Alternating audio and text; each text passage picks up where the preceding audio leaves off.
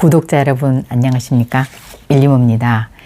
KBS2 주말 드라마 진짜가 나타났다 46회가 방영됐습니다. 이제 드라마의 끝이 서서히 나타나고 있는데요. 예상대로 장호가 쓰러지고 장세진은 조금씩 착해지는 쪽으로 가고 있고 김준하에 대한 진실도 하나씩 밝혀지고 은금실의 마음은 점점 태경 쪽으로 기울고 있습니다. 오늘은 시청자들이 궁금해하는 왜 액하는 은금실과 유전자 검사에서 일치 판정이 나왔는데 동생 준하는 불일치가 나왔는지에 대한 이유를 말씀드려 볼까 합니다. 45회 엔딩 장면에 김준하는 유전자 검사 결과가 메일로 전송됐다는 문자를 받고 급히 집으로 가는데요. 메일을 열어본 준하는 예상과 다른 결과에 깜짝 놀랍니다. 동일 모계가 성립되지 않습니다. 다시 말해 불일치라는 거죠. 어떻게 된 일일까요?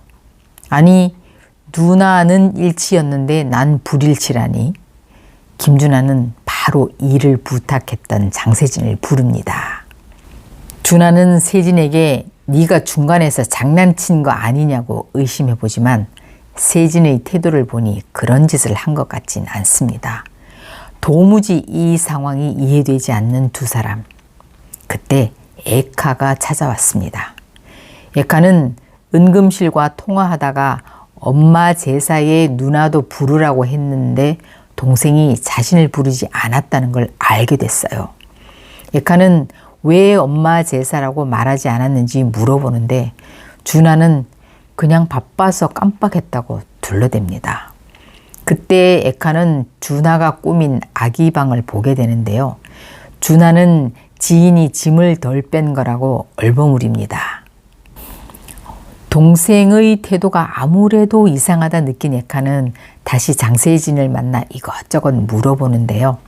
어떻게 만났는지, 준하 집의 아기 물건이 누구 건지, 가깝게 지내는 여자는 없는지, 세진은 우린 그리 사적 대화를 나누는 관계가 아니라 모른다고 대답합니다.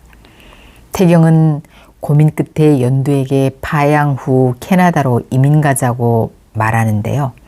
연두는 기쁜 마음으로 따라가겠다고 말합니다.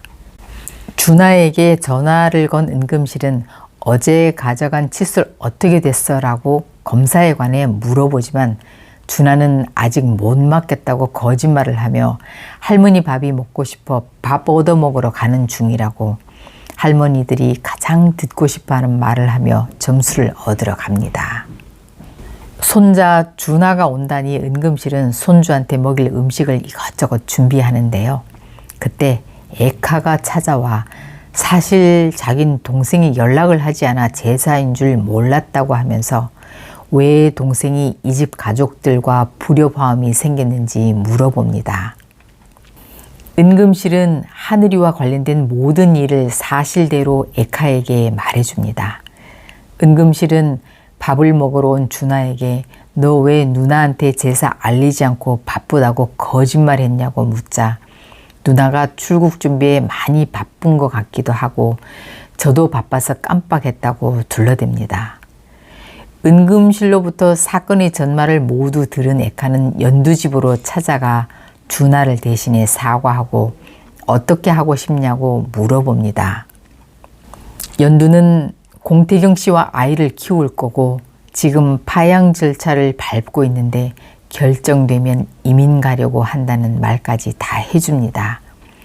이인옥은 남편 공 회장에게 태경에게 더 이상 상처 주지 말고 자유롭게 살도록 그냥 파양해 주자고 말한 후 아들 태경을 만나 독하게 마음 먹고 네가 행복하게 살도록 파양하기로 했다고 눈물을 감추며 이야기하는데요. 태경도 엄마가 날 위해 이 어려운 결정을 했을 거라고 지금 눈물을 삼키고 말하고 있다는 걸 알아챕니다. 태경은 엄마 손을 꼭 잡고 셀프 사진관으로 가서 기념사진을 찍으며 그런 엄마를 위로하려고 애써봅니다. 모자가 애써 슬픔을 속으로 삭히며 겉으로는 웃는 모습이 정말 눈물겨웠습니다. 검사 결과가 불일치가 된 원인을 알고자 김준하는 누나 에카를 만나러 성당으로 가는데요. 왜 자신이 결과가 불일치가 나왔는지, 누나와 내가 왜 다르게 나왔는지 물어봅니다. 에카는 그제서야 지금껏 감추었던 비밀, 네가 어릴 때 입양되었다는 사실을 말해줍니다. 충격을 받은 준하가 왜 지금까지 말 안 했냐고 화를 내자 에카는 넌 우리 가족이고 언제나 내 동생이었어. 그래서 그런 말할 필요가 없었어. 그리고 그 사람들 억지로 갈라놓지 마 라고 충고하자 난 이대로는 못 물러나 끝까지 갈 거야 라고 오히려 모른 척 하라고 소리소리 지르고 가버립니다. 그 길로 김준하는 공찬식을 찾아와서 하늘이를 주면 안 나타나겠다는 말도 안 되는 제안을 하고 나갑니다. 세진은 지난번 괴로워하는 태경의 모습을 본 후 마음이 조금씩 변하는 듯 합니다. 세진은 모두 잊고 외국 갈 마음의 결정을 하는 듯 한데요. 김준하한테도 나는 이제 그 집 문제 손 떼겠다고 아무도 모르는 데 가서 새로 시작하고 싶다고 더 이상 나쁜 일에 동참하지 않을 뜻을 말합니다. 한편 염수정과 공천명은 홍준이가 거의 2년치 병원비가 밀린 걸 알고 도와줄 방법을 찾아보고 염수정은 그날 홍준이 엄마가 바로 자신에게 사기치려 했던 오희라는 걸 알게 됩니다.